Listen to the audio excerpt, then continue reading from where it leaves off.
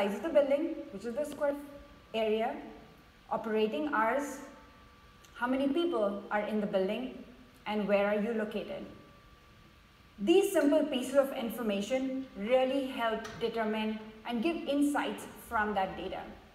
So for example, if you have a very large building with multiple transient occupants, that's a convention center.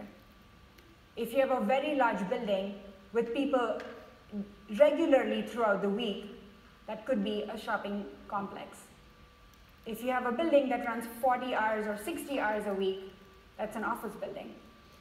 And so there are insights just from these simple pieces of information that tell us the kind of building that it is.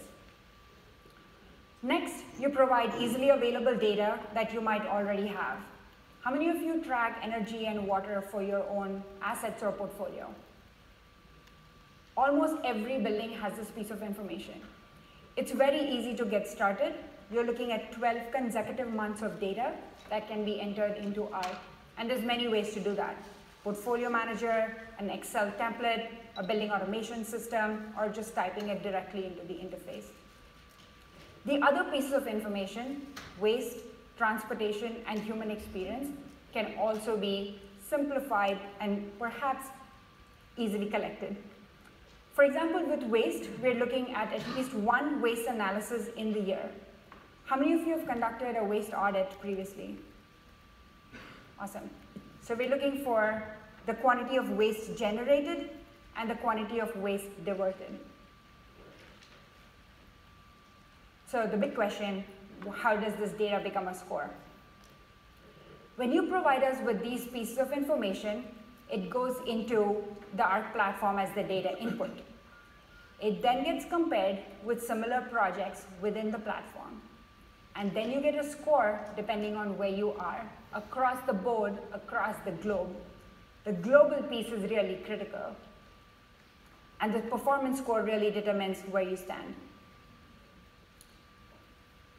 Another important piece of this is my score current, or how is my score current? Because what we're looking to do is look back at the most recent 365 days or 1 year and tell you how you're performing today, at any point in time, at any time of the day.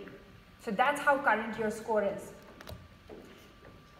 So at any point of the time, ARC looks back at 365 days worth of data, from month 1 to month 12.